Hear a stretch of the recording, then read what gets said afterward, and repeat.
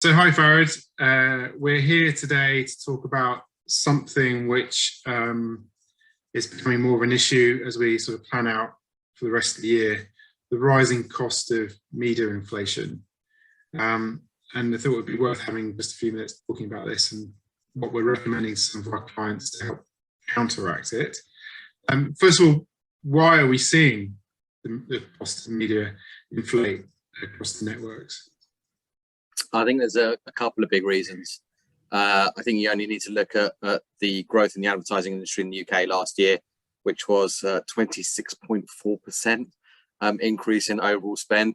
Given the nature of what happened during the pandemic and post-pandemic, most of that inflow is into digital areas. And obviously the biggest beneficiaries of that are usually Google and Facebook, which in this case, if you'd have seen their reported profits from both of them in the last few weeks, was absolutely the case.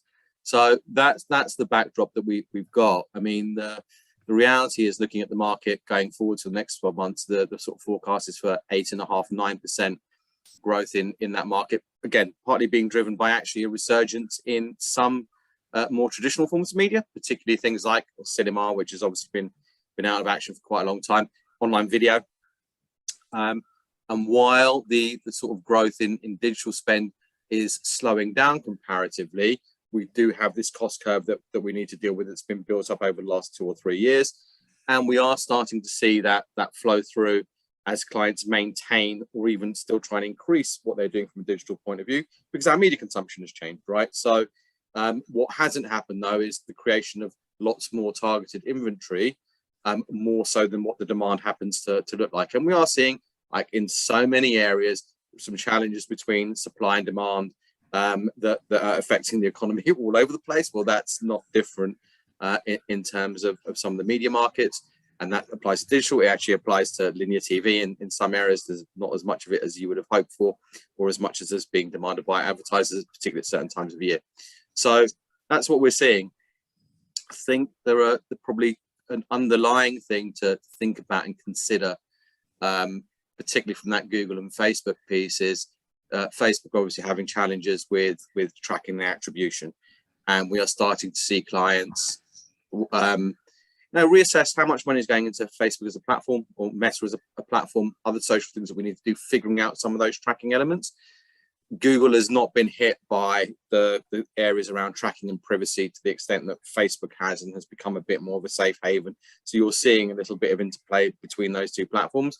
That's obviously a temporary thing. It's coming to a Google World near you very soon, and it's more of a timing issue, but that from a short-term impact is likely to affect Google and your Google spend much more. Meta actually will be more interesting to see. Slight decline in inventory, slight decline in targeting and measurability, whether it actually lowers CPMs. But from a performance point of view, if you've got less of the levers to play, probably also means it has slightly less value. So does the value of inventory drop as fast as the value of performance potentially? And that's an equation that it's really too early for us to tell. Okay, and so, I mean, I know that a lot of the advice to clients at the moment is that realistically, they're probably going to have to spend a little bit more money just to sort of stand still to some extent, and then more if they want to improve year on year. But there are workarounds, right? There are things that we can do to try and drive more efficiency from media spend to offset, I guess, some of the inflation. So shall we talk about a little bit about things that brands could be doing right now from a practical perspective? Absolutely. I think there are a couple of things, a few things to really bear in mind. The first of which is search is almost certainly going to be the beneficiary alongside online video of increases in spend in the next few months. If your organic search strategy isn't up to scratch, it is definitely time to reassess the value of how much you're investing in there vis-a-vis what your paid search budgets are. Again, it might not be an immediate payback, but this is, if we look at the underlying economic situation and you take all the evidence that's coming to light at the moment, this is an inflationary pressure that's going to last a couple of years. So yes, it might not solve your problem today, but over the next couple of years, it's definitely worth having a look at. The second thing I think to put into perspective is to reassess the value of traditional forms of media. There will be, as the world opens up, increasing consumption of out-of-home and cinema, although those are growth areas in terms of money coming back, then it's money coming back into those markets, and there are still plenty of opportunities for you to be able to access your audience more cost effectively than some of the digital forms. And particularly as some social targeting gets less and less relevant, then actually some of the comparative analysis is going to benchmark that in a much more interesting way than what we've seen at the moment. I think there is also a much greater role for the value of your organic content, the relationships that you have with influencers, and how that becomes a bigger part of the mix of activity that you do. And we all know that there are real challenges with influencer measurement and value, and the fact that, you know, the understanding that £1 equals £1 in relative media terms is a complex thing in that world.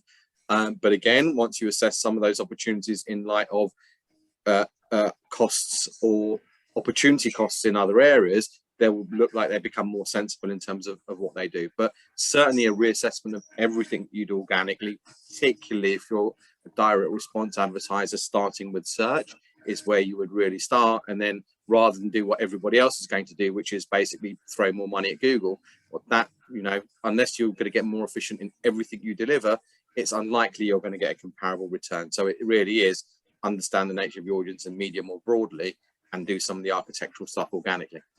Okay. So in a nutshell, it's just having more of an integrated strategy, I guess, that sort of, as well as making the sort of efficiencies in the channels you're currently running, is just sort of widen it out a little bit and take a stick approach.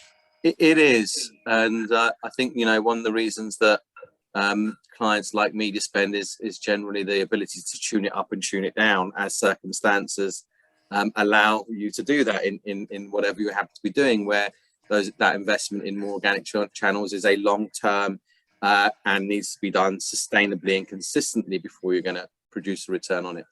I just think that when I look at in some areas that the idea that topping up that media budget is going to really make that much of a difference, if you're insistent on trying to place it into the areas that you can measure the easiest, rather than necessarily in terms of where your audience is going to be the best. But yes, and you know, I think one of the challenges we've always had is the having people understand that you need to switch money around a lot more consistently than necessarily happens, and not be planned such in silo, which still is often the case for a lot of people. Brilliant. Thanks for your time. And thank you, Jim. If you want to know more, get in touch and we'll help you out. Thanks very much. Cheers. Bye.